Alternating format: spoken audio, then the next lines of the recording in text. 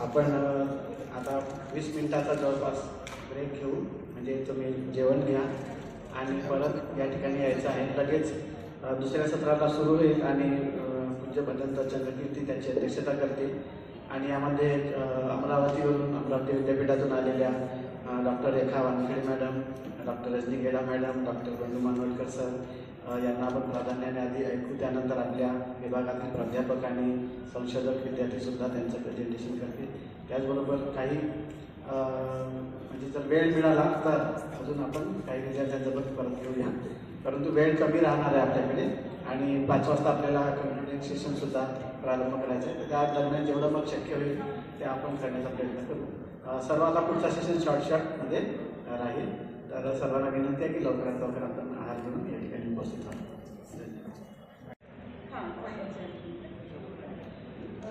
पहिल्या सत्रामध्ये अतिथी म्हणून डॉक्टर बंडू मानवलकर सर राहणार आहेत, रजनी गेडा मॅडम राहणार आहेत, भदंत चंद्रकीर्ती राहणार आहेत आणि मग 2-3 जे आहेत ते आपल्या इथे रिसेस करू.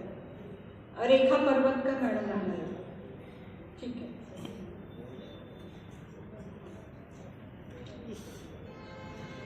दुर्लभ पुलिसा जयो नथो संपत्त जायते यथसो जायते धीरो तत्कुलं सुखमेधति। दुर्लभ है मनुष्य का जन्म, सर्वत्र उत्पन्न नहीं होता है। जहाँ भी उत्पन्न होता है उस गुरु की वृद्धि होती है। इस बुद्ध वचन के साथ मैं अंतिम पड़ाव पर आपके समक्ष उपस्थित हूँ।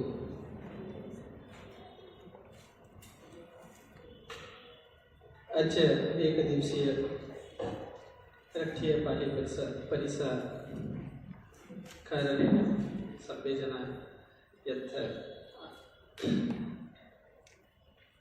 आगच्छति। अद्य परिसाय अध्यक्ष महोदय रक्षसंतो तुकुंजी महाराज नागपुर माननीय डॉक्टर मनाली क्षीरसागर तेषाम् अहं पय्यापामि आभारं प्रकटं करोमि। तन्पश्चात् अद्य परिसाय उद्घाटनं डॉक्टर प्रशांत नारायण महोदय अहं आभारं प्रकटं करोमि। तेषां धन्यवादं ददामि। अद्य बीजभाषणं माननीय डॉक्टर तलकप्रवीण महोदय ददि। तस्य बीजभाषणाय सर्वे जनाः मोदति, सर्वे जनाः ज्ञानवर्धनं भवति। हरेण अद्य बीजभाषणकारं माननीय डॉक्टर तलकप्रवीण महोदय आभारं प्रकटं करोमि, धन्यवादं ददामि, स्तुतिं ददामि। अद्य इमस्मिन् मञ्चे पूजनीय भदंत चंद्रकीर्ति महोदय तेषामस्मिन् मञ्चे यस्मिन् परिसरे उपस्थितं भवति। अद्य सो इमस्मिन् परिसरे पालिरत्न सर्वकारेण इमस्मिन् परिसरे सो सर्वकारं करोति। तेषाम् अहं धन्यवादं ददामि, आभारं प्रकटं करोमि। अद्य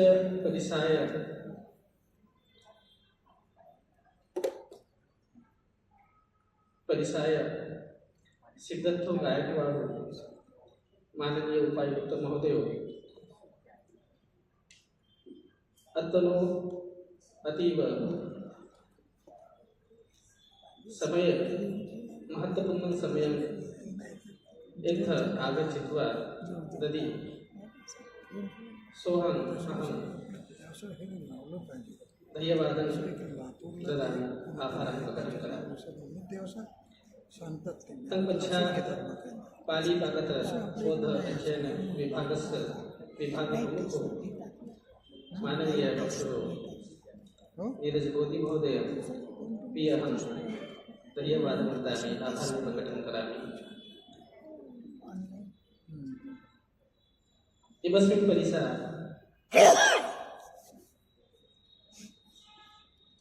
यो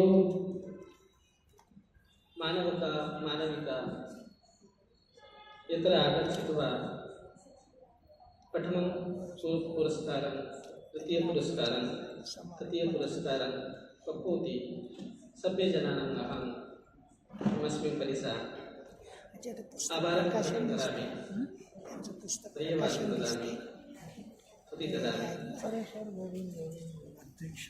एतर्हि प्रथमं सत्रं उद्घाटनीयसत्रम् इमस्मिन् खले सम्पन्नं भवेत् माननीय अध्यक्षस्य आदेशान्वये अहम् इमस्मिन् खले प्रकटं करोमि सर्वे जनाः सर्वे मानवकाः सर्वे मानविकाः सर्वे पुद्गलाः सर्वे पुरुषाः अहं डॉक्टर सुनील मोदी सर्वे जनानाम् आभारं प्रकटं करोमि धन्यवादं ददामि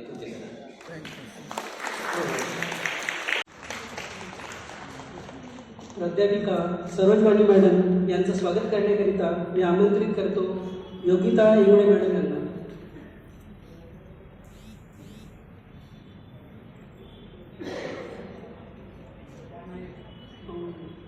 कविता जन्मंडू मॅडम यांना मी आमंत्रित करतो, त्यांनी प्राध्यापिका सरोजवाणी मॅडम यांचं स्वागत करावं.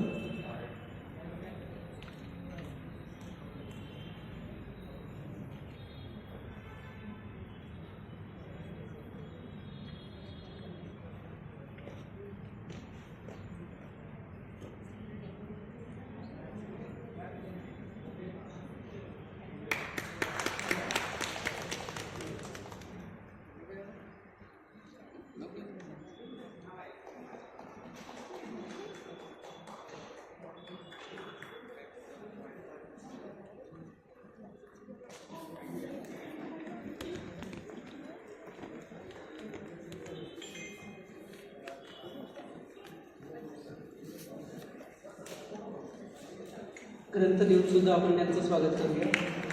जोरदार टाळ्या होत्या.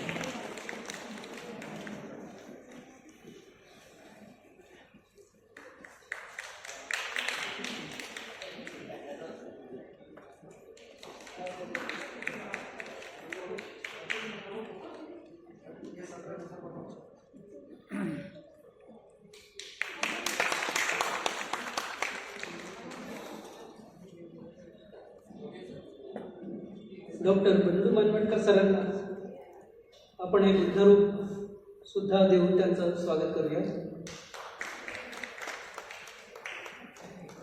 Doctor Neeraj Bodhi sir doctor Bandu Manwatkar सरांना बुद्धरूप देऊन त्यांचं स्वागत करते.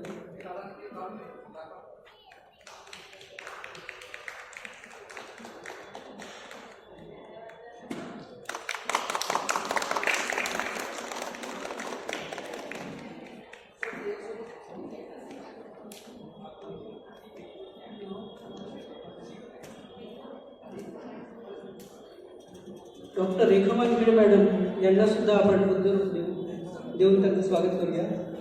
शूटिंग के लिए एक उसमें तो 2 में 3. हाँ बस ये कैसा है शूटिंग के लिए. डॉक्टर नीरज बोधी सरांच्या हस्ते आपण त्यांना हे बुद्धरूप देऊन त्यांचं स्वागत करूया.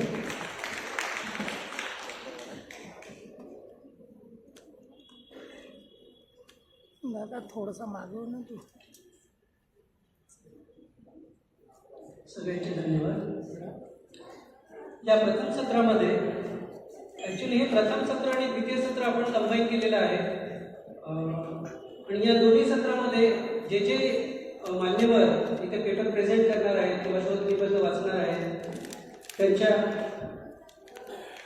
त्यांचं मुख्यत्वे या सेशनमध्ये वाचन होणार आहे. त्यासाठी मी सगळ्यात आधी आमंत्रित करतो डॉक्टर बंडू मालवणकर सरांना.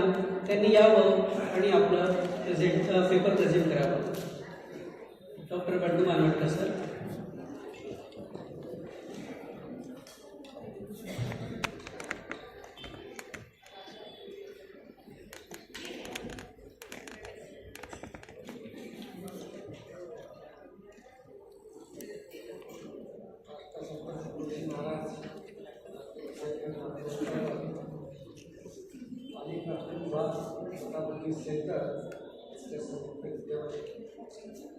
आज दिवसभरापासून पाली भाषा व बुद्ध धर्मापुढील भविष्यातील आव्हाने उपाय या अंतर्गत एक दिवसीय राष्ट्रीय पाली परिषदेचे आयोजन करण्यात आलेले आहे. आजच्या या कार्यक्रमाला लाभलेले अध्यक्ष आदरणीय म्हणते, मंचकावर उपस्थित doctor Parvatkar madam, doctor Gedam madam, doctor वाली मॅडम आणि उपस्थित सर्व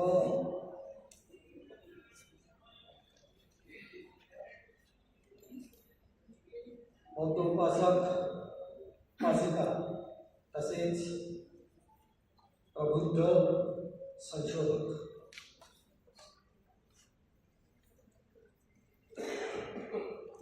पाली भाषा बुद्ध धर्मापुढील भविष्यातील आव्हाने व उपाय यावर आपण उद्घाटनीय सत्रामध्ये सविस्तर आणि उद्देशून असं विश्लेषण ऐकलेलं आहे.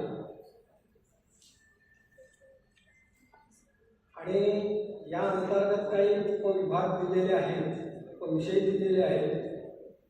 त्यातील मी माझा जो विषय आहे तो विषय या ठिकाणी मांडतो. बुद्ध धर्म आणि मानवाधिकार या संदर्भामध्ये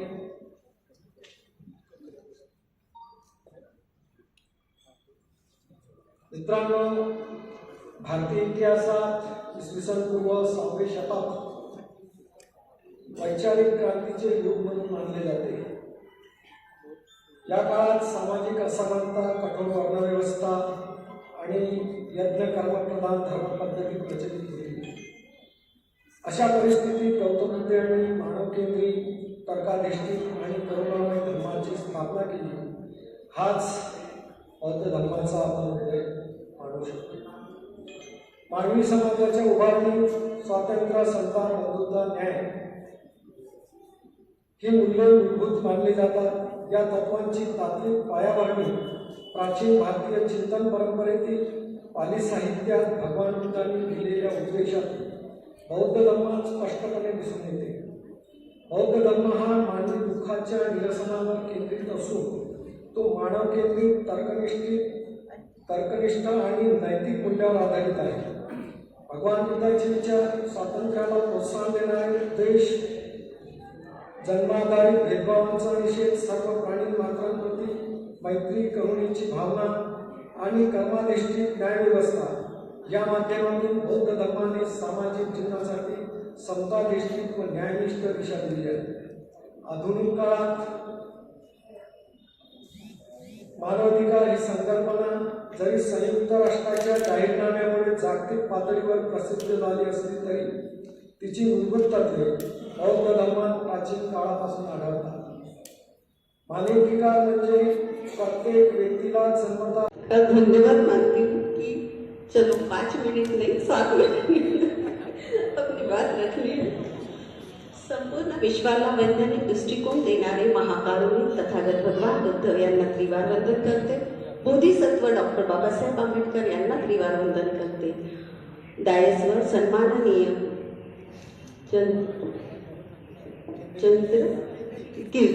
सन्माननीय भंतेजी चंद्र कीर्ती यांना वंदन करते.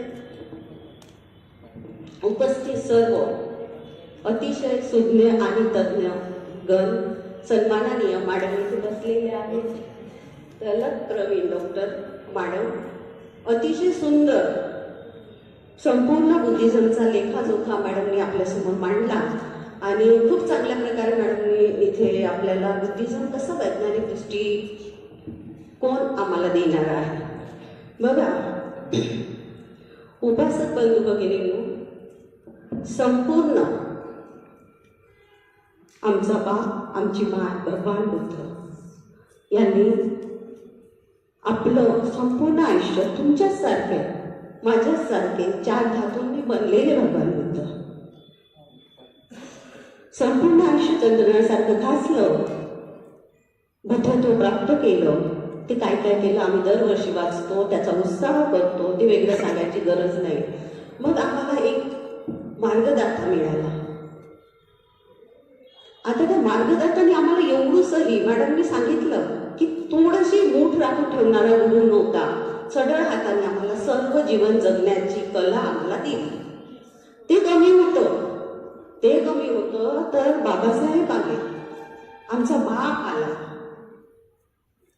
आज साऱ्या विश्वाला भारी पडलेला बाप आमच्या समोर आला आणि आम्हाला काय दिलं, त्याच्यावरचं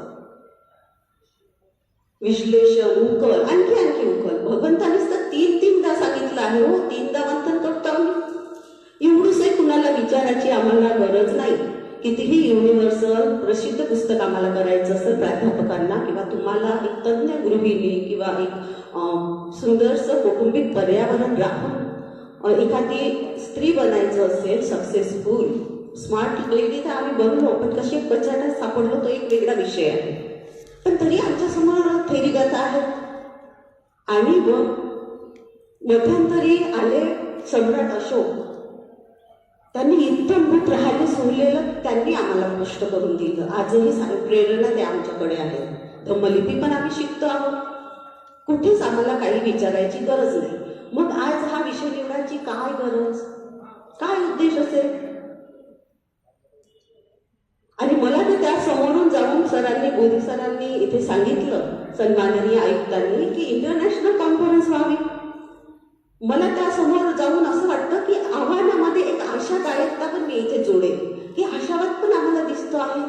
आव्हाने आहेत, अडचणी आहेत विषयामध्ये. आम्ही पाहतो आहोत की याच्यामध्ये जे काही आहे हा विषय संपूर्ण, तर याच्यामध्ये आम्ही पाहतो की आव्हानं सुद्धा आहे. त्याच्यावर उपाय मॅडमनी सुंदर सांगितले की आम्हाला काय करायचं आहे. आम्ही सर्वांना माहिती आहे. वंदनीचं पुस्तक जरी आम्ही वाचलं ना तर पाली शिकू शकतो. मी आज 25-30 वर्षाची मी पाली शिकते आहे. वंदेजी 25-30 वर्ष झाली पाली शिकवते आहे, शिकते पण आहे. माझं शिकणं ना पूर्ण होत आहे, ना शिकवणं पूर्ण होत आहे. हे असं कल्पीचं आहे ना. भगवंत सांगतात हे असं साधं नाही आहे. मग आम्ही याच जन्मात घ्यायचं आहे. आम्हाला चांगलं सदाचारी, शीलाचरणी, शांत चित्तानं जगायचं आहे. तर काय करावं लागेल? डायरेक्ट कृती आराखडा पाहिजे आहे. आता हे नाही पाहिजे 7 मिनिटं 5 मिनिटं. एका दिवसात तुम्ही छान उकलच करा, त्यामध्ये निबंध नकोच. हे असे काही कृती आराखडे आखून आम्हाला आयोजन करणे आहे. बिहारमध्ये मीच नाही शिकले, तुम्हाला पण खूप पाली येतं. तुमच्या एरियात बसवा ना, एरियामधले मुलं, त्यांना शिकवायचं आहे. तर तो आमचा कारवा समोर जाणार आहे. त्या एका कॉन्फरन्सनी आम्ही शिकलेलंच पुन्हा शिकत आहोत. त्यांना पाहिजे आहे ना, ते मुलं आम्ही कॉलेजमध्ये नाही टाकू शकत. मॅडमने केलेला प्रश्न एकही हात वर आलेला नाही. बरोबर आहे.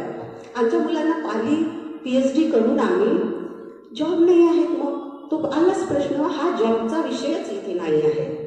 ही आमची एक वृत्ती आहे. त्याही वेळीने आम्हाला विचार करणार आहे. आज माझी पिढीला कुठेतरी स्टेबल करायचं तर. परंतु हा तर प्युअर जीवन जगण्याची कला आहे ना. तो एखादा दुकान टाकून कुठलेही काम करू, तो सुंदर जीवन जगू शकतो माणसाचं, जेव्हा त्याच्याकडे सील असते. आणि हे कुठून मिळेल हो? पाली साहित्य अथांग सागरासारखं पसरलं आहे साऱ्या देशामध्ये. याच्या गाठा वाहत आहेत आणि आम्ही कोरडे खटक आहोत, तहानने आसुरलेले आहोत. कोण जबाबदार आहे हो याला? फक्त मी जर दुःखी असेल तर फक्त मी जबाबदार आहे. मी अशांत असेल तर मी फालून घेत नाही आहे. मी पिवरली शील पालन करत नाही.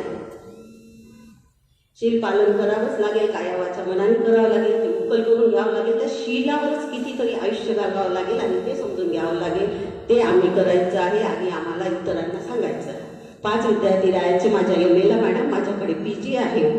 आणि मग मी जे दिसलं त्याला सांगायची तिथं PG आहे आणि तुम्ही वय आहे तुमचं, तुम्ही GRF करा, तुम्हाला बार्टी मिळते, राजीव गांधी फेलोशिप मिळते, UGC मिळते आणि ॲडमिशन मिळते. म्हाताऱ्यांना सांगायचं तुम्ही या, तुमचं डॉक्टरेट मी करून देते.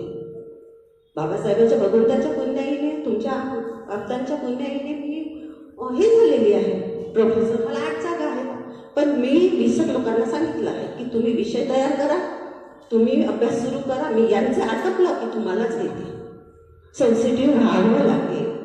सेन्सिटिव्ह झाल्याशिवाय धम्म आम्ही फक्त वाचन करत आहोत. प्राध्यापक होता, डॉक्टर होता, वकील होता, माणूस म्हणून जगणं सुटलं आहे. ते जगणं परत मिळवायचं असेल अशा कॉन्फरन्स ऐकून पुढे एक पाऊल अर्थातच आपण जातो. पण ते जिंना ऐकून तर खरोखर आम्हाला कुठेतरी आम्ही एक पाऊल जाऊन मॅडमला ऐकलं, कुठेतरी ज्ञानामध्ये भर पडली. एवढ्या मोठ्या आपल्या मॅडम आल्यात, गुरु मॅडम, त्यांचं ते व्यक्तिमत्व, त्यांचं ते कितीतरी पीठक वाचलं असेल हो. पण हे सर्व सदाचरण आतमध्ये आहे, सातत्य होतं, साधना होती, तेव्हा ही पोस्ट मिळाली ना. आमचं त्रिपिटक वाचलं आणि आमचं बुद्ध धर्म स्वीकारलं म्हणून बुद्ध होत नाही. बीज आहे प्रत्येकामध्ये आणि ते त्याला खतपाणी घालतात आहे चांगल्या चांगल्या मुलांचं आणि तेव्हा बुद्ध होतो. अशा प्रकारचं आमची खूप जबाबदारी मोठी आहे. आमचीच नाही, प्राध्यापकांची नाही, शिक्षकांची नाही, पालीच्या प्रत्येकाची आहे. तुम्ही पाली शिकतो मला म्हणा. माझ्या एरियातल्या बायांनी म्हटलं, मी ती संध्याकाळी तिथे जाऊन आठवड्याचे घेण्याचं त्यांना आश्वासन दिलं. आज नाही होत पाहिजे, शनिवार सोमवारी नाही होईल रेग्युलर, पण प्रयत्न करावे लागेल. सेन्सिटिव्ह व्हा. ध्यानातून उठलं, कुत्रं मांजर दिसलं त्याला दगड मारलं हे ध्यान नाही. सतत सदाचरणी चित्ताची कुशलता, समाधी म्हणजे काय सांगितलं भगवंतांनी, कुशल चित्ताची एकाग्रता. ती साधा प्रत्येक क्षणाला आलेला विचार, वांगा आम्ही तसंच खात नाही, प्रोसेस करून भाजी करून खातो. आलेला विचार माइंडमध्ये, मॅडमनी सुंदर सांगितलं मनोरूपक धम्माचं. माइंडमध्ये आलेला विचार त्याच्यावर संस्कार करा, मग वाणीतून येऊ द्या, मग कृतीतून येऊ द्या, तर अतिशय सुंदर कृत्य घडेल. कुशल कर्माचे धनी होऊ, सर्व आनंदी होऊ, समाधानी होऊ, शांत पथावर आरूढ होऊ आणि याचे व्हायब्रेशन सर्वीकडे पसरतील आणि हे व्हायब्रेशन आम्हाला प्रबुद्ध भारताकडे घेऊन जातील. आपण ऐकलं. धन्यवाद.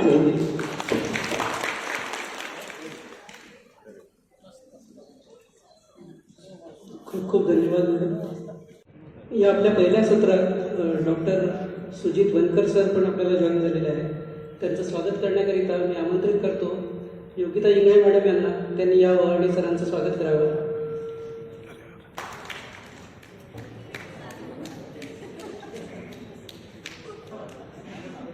तदनंतर शोध निबंध वाचण्यासाठी मी आमंत्रित करतो प्राध्यापिका सरोज चौधरीवाडी मॅडम यांना.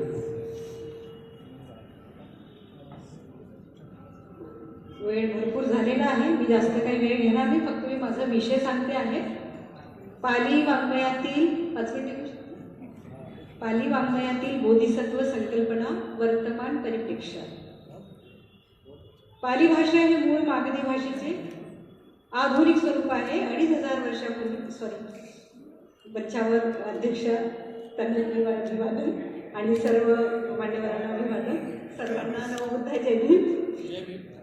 कसं वेळ झाला खूप, तर असं वाटतं ना की पटपट सगळं व्हायला पाहिजे. इसवी सन पूर्व 6व्या शतकात जवळपास सर्व उत्तर भारतात या बोलीचा विस्तार झालेला आढळून येतो. त्यामुळे पाली धम्म शिकवण सर्वांना समजता यावी या हेतूने तथागत बुद्धांनी आपल्या धम्मोपदेशाची भाषा म्हणून मागधीची निवड केली. तसेच भिक्षूंना आदेश दिले की सर्वांना केवळ जनबोलीमध्येच मार्गदर्शन करावे. तथागत ज्या ज्या ठिकाणी धम्मप्रचारार्थ गेले त्या त्या ठिकाणी मागधी भाषेतच उपदेश केल्याचे आपल्याला दिसून येते. तथागतांनी बुद्धत्व प्राप्तीनंतर सतत 45 वर्षे या भाषेतून उपदेश करीत राहिले. या उपदेशांचे संकलन प्रथम संगीतीमध्ये तथागतांच्या पश्चात करण्यात आले. याच पाली साहित्याचे अध्ययन केले असता आढळून येते की बौद्ध धम्मातील अनेक संकल्पनांचे प्रारंभिक स्रोत हे पाली साहित्यातच आहे. याच पाली साहित्यात आपल्याला बोधिसत्व संकल्पना सुद्धा आढळून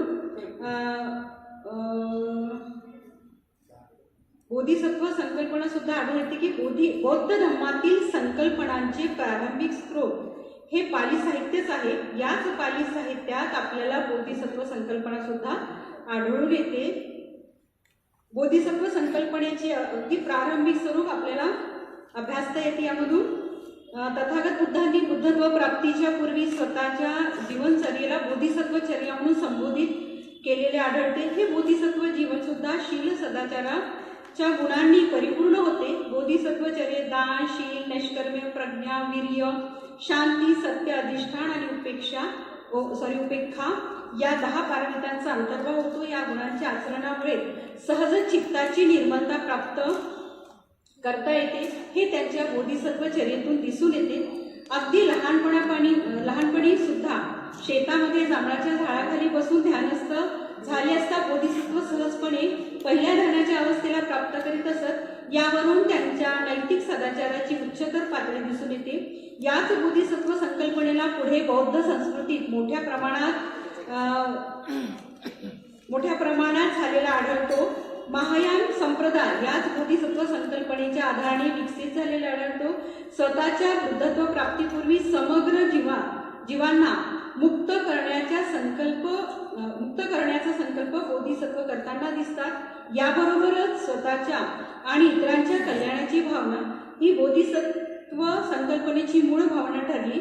आधुनिक काळात या बोधिसत्व सिद्धांताच्या आधारानुसार सर्वांच्या कल्याणाचा विचार करीत त्यांना धम्म मार्गावर स्थित करण्याचा विचार करून स्वतःच्या आणि इतरांच्या कल्याणाचा मार्ग प्रशस्त करून महान व्यक्तिमत्व म्हणजे डॉक्टर बाबासाहेब आंबेडकर हे होत. डॉक्टर बाबासाहेब आंबेडकरांच्या उच्चतम मानसिक स्थितीचे आकलन झालेल्या अनेक बौद्ध विद्वज्जनांनी आणि भिक्खू संघांनी बाबासाहेबांना आधुनिक बोधिसत्व म्हणून संबोधिले. यावरून हे स्पष्ट होते की संपूर्ण बौद्ध कालखंड बोधिसत्व ही संकल्पना अतिशय लोकप्रिय होती. या संकल्पनेचे प्राचीन स्वरूप अभ्यासणे हा शोधपत्राचा उद्देश आहे. आणि या शोधपत्रामध्ये बोधी राजकुमार सुत्तामध्ये आलेलं मच्छी निकायातील काही संदर्भ मी यामध्ये घेतलेले आहेत. त्याचबरोबर पासरासी सुत्तामध्ये सुद्धा बोधिसत्व संकल्पनेची व्याख्या आलेली आहे. आणि जे उद्धव रामभक्त आलाकारांकडे वगैरे जे गेले आणि त्यांच्यासोबत जो संवाद झाला, त्यांच्याकडून जे ज्ञान घेतलं आणि ते ज्ञान घेतल्यानंतर त्यांचं जे समाधान झालं नाही आणि परत ते स्वतः शोधाच्या मार्गामध्ये निघाले, हे सर्व मी याच्यामध्ये घेतलेलं आहे. नंतर त्यांनी जे कायक्लेश केलेलं होतं, कायक्लेशामध्ये सच्चक सुत्त आलेलं आहे. त्या सच्चक सुत्तामध्ये त्यांच्या कायक्लेशविषयीचं वर्णन यामध्ये केलेलं आहे. बोधी राजकुमार सुत्तामध्ये सुद्धा ते आलेलं आहे. त्यानंतर ही बोधिसत्वचर्या बुद्धांची जी होती त्या संदर्भात यामध्ये दिलेलं आहे. यामध्ये या प्रकारे जीर्ण अवस्थेला प्राप्त करून सुद्धा लोकोत्तर ज्ञानाची प्राप्ती होऊ शकली नाही. तेव्हा तथागतांनी या कायक्लेशांच्या मार्गाचा त्याग केला आणि स्वतःच्या साधना पद्धतीने अभ्यास करण्याचा संकल्प केला. एक वेळचे अन्नग्रहण करून सुद्धा परिशुद्ध क्लेशरहित चतुर्थ ध्यानाला प्राप्त करून साधना करू लागले आणि लवकरच त्यांनी अनुत्तर सम्यक संबोधीही प्राप्त केली. अशा प्रकारे बोधिसत्वांच्या अवस्थेचे जीवन आपल्याला पाली साहित्यात बघायला मिळते.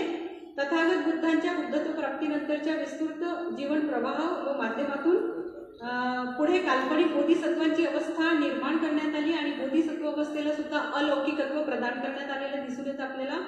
दीर्घकाळ भारतीय समाजावर या काल्पनिक बोधिसत्वांची पकड घट्ट राहिली. त्यामुळे समाजात भक्तिमार्ग विकसित झाला असे समजले तरी समाजात अलौकिक कर्तृत्व गाजवणारे अनेक महान व्यक्ती सुद्धा उदयास आले आणि आधुनिक काळात असे असामान्य कर्तृत्व गाजवणाऱ्या महाभूतींमध्ये बोधिसत्व डॉक्टर बाबासाहेब आंबेडकर अग्रणी आहे. त्यांनी भारतीय समाजाला बौद्ध धर्माच्या मार्गावर घेऊन जाण्याचा प्रयत्न केला. याकरिता त्यांनी बौद्ध धर्माचे सखोल अध्ययन आणि चिंतन केले. त्यानंतर लोकांच्या मानसिक परिवर्तनासाठी विविध चळवळी उभारल्या. जन्मजात गुलामगिरीच्या मानसिकता नष्ट करणे या हेतूने विशेष प्रयत्न केले. धम्म चिरकाल राहावा म्हणून भारतीय राष्ट्रध्वजावर धम्मचक्रांचे अंकन केले. भारतीय राज्यघटनेला समता, स्वतंत्रता, बंधुता व न्याय या बौद्ध धर्मातील बौद्धिक तत्वांना स्वीकारले. समाजात शिक्षणाचा प्रचार प्रसार व्हावा म्हणून मुंबई आणि औरंगाबाद शहरामध्ये शैक्षणिक संस्था स्थापन करून सिद्धार्थ महाविद्यालय आणि मिलिंद महाविद्यालय असे बौद्ध संस्कृतीचे अध्ययन केंद्र सुरू केले. बौद्ध धर्माविषयीचे ज्ञान लोकांना सहजपणे प्राप्त करून घेता यावे याकरिता भगवान बुद्ध आणि त्यांचा धम्म या ग्रंथाची रचना केली. याबरोबरच पाली शब्दकोश व बौद्ध पूजापाठ आणि पाली व्याकरण यांचे संकलन केले. या प्रकारे बौद्ध धर्माच्या पुनरुत्थानाकरिता विविध प्रकारचे कार्य डॉक्टर बाबासाहेब आंबेडकरांनी संपादित केले. आपल्या उच्चतर ज्ञानाच्या बळावर इतिहासाची मीमांसा करीत बौद्ध धर्मच श्रेष्ठत्व जगापुढे राहू शकतो. तसेच आधुनिक काळात साजेशी बौद्ध धर्माची मांडणी बाबासाहेबांनी प्रस्तुत केली. बाबासाहेबांच्या समग्र कार्याचे अध्ययन केल्यास लक्षात येते की त्यांनी आपल्या शीलगुणांवर विशेष लक्ष दिले होते. त्यांच्या शिलाचरणामुळे विरोधक सुद्धा त्यांचा तेवढाच आदर आणि सत्कार करत असत. त्यामुळे एक सक्षम बौद्धिक नेतृत्व ते भारतीय समाजाला प्रदान करू शकले. बोधिसत्व अवस्थेतील 10 गुणांचे अर्थात 10 पारमितांचे संमिश्रित स्वरूप बाबासाहेबांच्या जीवनात चरित्रात दिसून येतात. त्यांनी बौद्ध धर्माच्या तत्वांना आपल्या जीवनात विशेष स्थान दिले होते. डॉक्टर बाबासाहेब आंबेडकरांनी बुद्ध जीवन पद्धतीला आपल्या जगण्याचा मूल आधार बनविलेले होते. व्यक्तीच्या जीवनात धम्माची आवश्यकता आहे. धम्माशिवाय मनुष्य राहू शकत नाही यावर त्यांचा दृढ विश्वास होता. म्हणूनच आपल्यासोबत सर्व समाजाला ते बौद्ध धर्माच्या वाटेवर घेऊन गेले. याकरिता 14 ऑक्टोबर 1956 रोजी त्यांनी आपल्या लाखो अनुयायांसह बौद्ध धर्माचा स्वीकार केला. या माध्यमातून आधुनिक भारतीय समाजात बौद्ध धर्माचे पुनरुज्जीवन घडविण्यात ते यशस्वी ठरले. बाबासाहेबांचे हे समग्र जीवन कार्य त्यांची बोधिसत्वचर्या प्रदर्शित करणारे आहे. ज्या प्रकारे सिद्धार्थ गौतमांनी आपल्या बोधिसत्व अवस्थेत अतिशय कष्ट सोसून ज्ञानाची पराकाष्ठा मांडण्याचा प्रयत्न केला, त्याचप्रमाणे आधुनिक काळात बोधिसत्व डॉक्टर बाबासाहेब आंबेडकरांनी उच्च कोटीचे ज्ञान संपादन करून स्वतःला बौद्ध जीवन पद्धतीमध्ये स्थापित केले आहे. म्हणूनच त्यांना अनेक विद्वानांनी आणि जगातील बौद्ध भिक्खू संघांनी आधुनिक बोधिसत्व म्हणून संबोधित केले. पाली साहित्यात प्रदर्शित बोधिसत्वचर्येचा अंतर्भाव बाबासाहेबांच्या जीवनचरित्रात सुद्धा आढळतो. हे त्यांच्या बोधिसत्व गुणांना प्रदर्शित करणारे एक सूत्र आहे. यावरून पाली साहित्यातील बोधिसत्वाची संकल्पना आजही तेवढ्याच प्रमाणात प्रासंगिक आहे असं दिसून येते. धन्यवाद.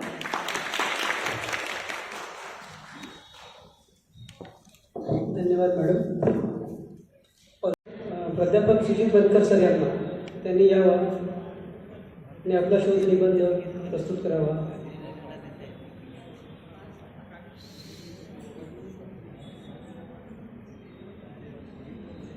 उपस्थित मान्यवर आणि सर्व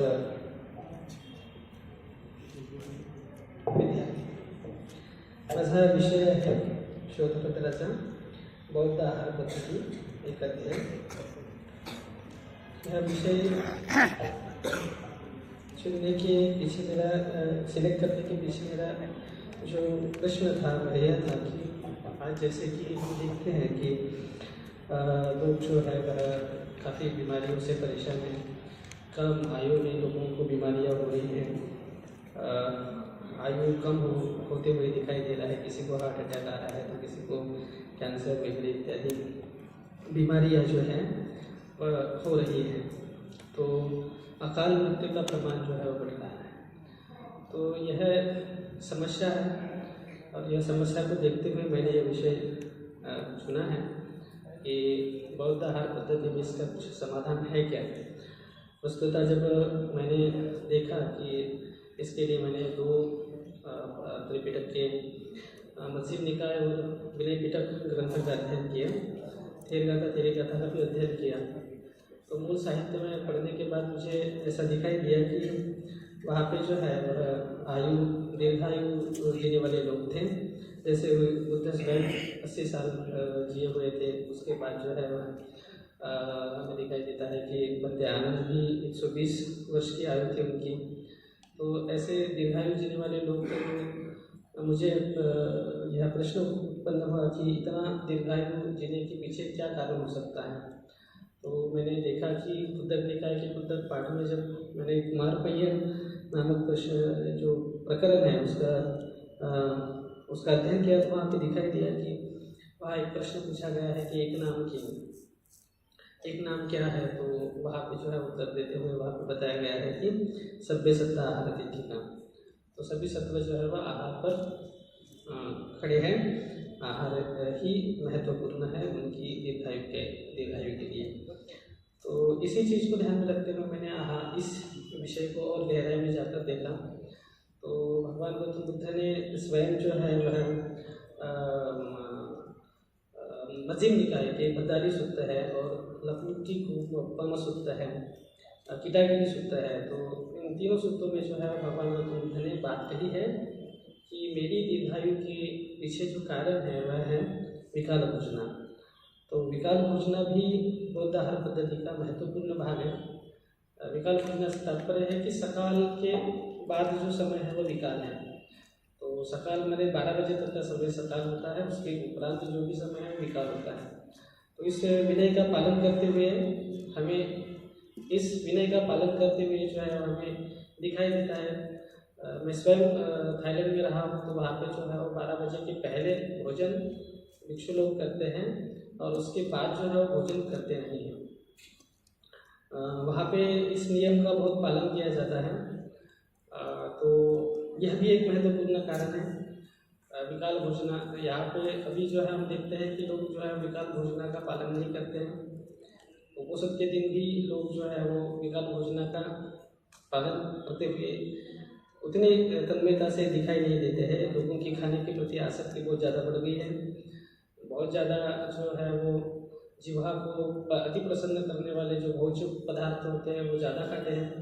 इसके कारण जो है वह किसी एक चीज़ का इंटेक ज़्यादा बढ़ रहा है। तो पोषण तत्व जो सम प्रमाण में चाहिए थे तो वह नहीं होने के कारण जो है वह व्याधियाँ बढ़ रही हैं, ऐसा दिखाई दे रहा है। उसके बाद जो है मैंने देखा कि भगवान गौतम बुद्ध ने धम्मपद में भी ये बात कही है, भोजन में से बतइयो, भोजन में मात्रा क्यों होना चाहिए। तो उचित मात्रा में भोजन करने का ये जो है वो अभाव होने के कारण लोग अच्छा लगता है तो बस बहुत खाना शुरू कर देते, किसी चीज़ को बहुत खाएंगे तो उसके कारण उसका जो शरीर में इंटेक जो है वो ज़्यादा बढ़ जाएगा, उसके कारण व्याधियाँ उत्पन्न हो रही हैं। और जिसको व्याधि उत्पन्न होती है तो व्याधि का उपाय भी आहार से ही बताया गया है। विनय पिटक में भेषज स्कंदक है, तो भेषज स्कंदक में आहार ही बताया गया है। आहार से ही जो है वह व्याधि का इलाज करते हुए वहाँ पे दिखाया गया है। जैसे किसी व्याधि होने पर समझ लीजिए कि फैट्स की कम हो रही है तो चर्बी का सेवन करने के लिए उनको बताया गया है। मूली का सेवन करने के लिए, मूली में जैसे अदरक है, हल्दी है, नागरमोथा है, इन मूल वाले पदार्थों का वहाँ पे वर्णन आया है। कषाय का सेवन करने के लिए बोले, जो काढ़ा है, नीम की पत्तियों का काढ़ा, कुतच, परवल, पगाव आदि का काढ़ा बनाकर पीने के प्रावधान यहाँ पे बताया गया है। पत्ते का सेवन, जैसे नीम के पत्ता हो गया, कुतच का पत्ता, पटोल का पत्ता, तुलसी का पत्ता, कपासी का पत्ता। फल में जो है वो आंवला, भेड़ा, हरद, पिपली, मिर्च, गोंद का सेवन करने के लिए बुलाया है। हींग का सेवन है और भी हींग का गोंद का सेवन बताया गया है। नमक में काला नमक, सेंधा नमक, वनस्पति नमक, सामुद्रिक नमक, चूर्ण, बहुत सारे चूर्ण भी बताए गए हैं। तो ये भी वनस्पति से बनाए हुए चूर्ण है, उसका प्रयोग करने के लिए बताया गया है। फिर उसके बाद जो है वह दालों का सेवन है, मूंग वगैरह इत्यादि। तो ऐसे बहुत सारे चीज़ों का सेवन करने के लिए बताया गया है जो प्राकृतिक इसमें होते हैं। साथ में यवागु का भी यहाँ पे जिक्र आया है। जो यवागु जो है जो बहुत ही पतला होता है, पीने जैसा ही वो पीकर ही उसको ये किया जाता है। तो इस प्रकार से जो है वह आहार पद्धति का यदि ठीक से सेवन करें, जो बौद्ध साहित्य में वर्णित आहार पद्धति है जिसका बौद्ध देश पालन करते हैं, तो यदि ऐसे आहार पद्धति का सेवन किया जाए तो व्याधि पर जो है वो हम विजय प्राप्त कर सकते हैं, अकाल मृत्यु को प्राप्त नहीं हो सकते। बहुत बहुत धन्यवाद।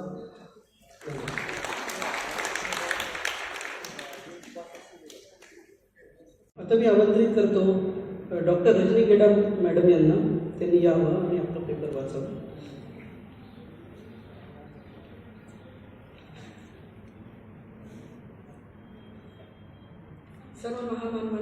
सर्व महामानवाच्या विचारांना नमन करते। मी रजनी गेडाम, पाणी विभाग प्रमुख, तक्षशिला महाविद्यालय दारापूर। आज माझ्या निबंधाचा विषय आहे पाली साहित्यातील भगवान बुद्धाची कृषीविषयक उपदेश या पेपरमध्ये मी 2-3 पॉईंट नमूद केलेले आहेत, परंतु यामधील जे भगवान बुद्धाचे कृषीविषयक विचार आहेत त्यामध्ये श्रमाची संकल्पना कशा प्रकारे आली आहे त्याबद्दलचं थोडं सांगू इच्छिते. सुत्तनिपाताच्या कसीबाद्ध सूत्रामध्ये श्रमाची संकल्पना स्पष्ट करून श्रमाचे महत्त्व स्पष्ट केले गेले आहे.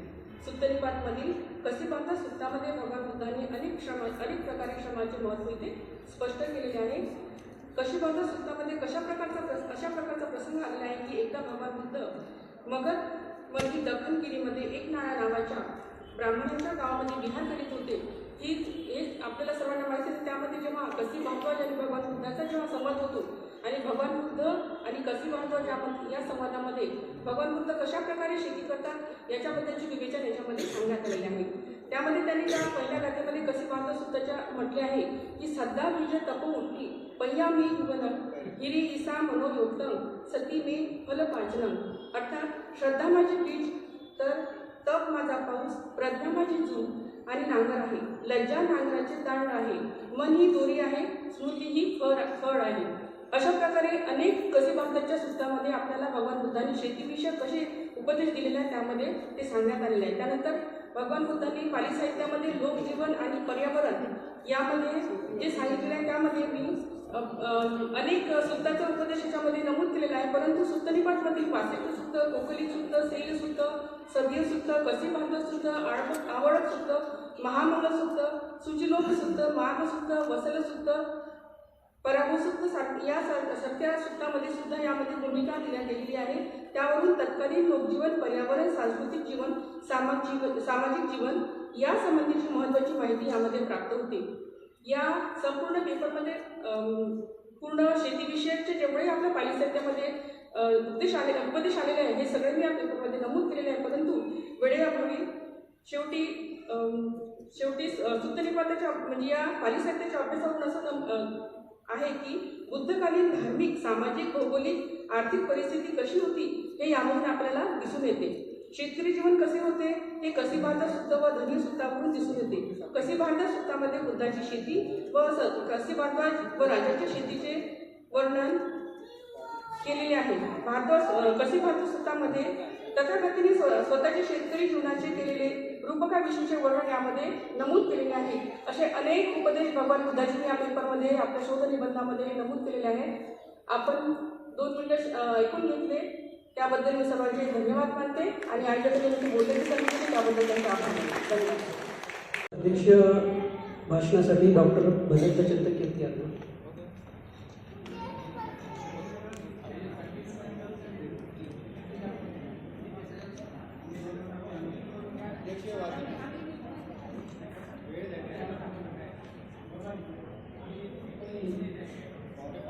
सूचना अशी आहे की कंटिन्यू करायचं सेशनला, तर मी आमंत्रित करतो प्राध्यापक Laldev Nandeshwar sir. Concept and meaning of secularism.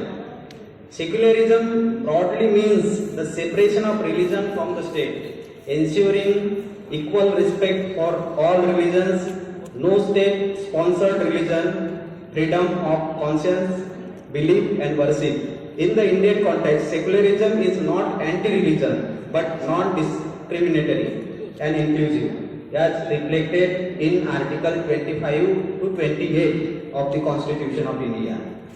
Now, the concept of secularism. Secularism is a political and constitutional principle that ensures the separation of religion from the state authority and guarantees freedom of conscience and equality before law. It does not necessarily mean hostility towards religion. Rather, it promotes neutrality of the state in religious matters. There are so many core principles of secularism, such as separation of state and religion, freedom of religion, equality before law, and state neutrality. Secularism comes from the countries like France and United States. There are some different aspects to see towards the secularism. There are some philosophical basic also, but I will not take that part. Secularism in Buddhism is very important because secularism refers to the principle that the state should remain neutral in matters of religion and the governance should be based on reason, equality and human welfare rather than divine authority. Although secularism is a modern constitutional doctrine, many of its fundamental ideas are deeply embedded in Buddhist philosophy. The teaching of Buddha emphasized rational inquiry, ethical conduct, equality and non-theism. Principles closely aligned with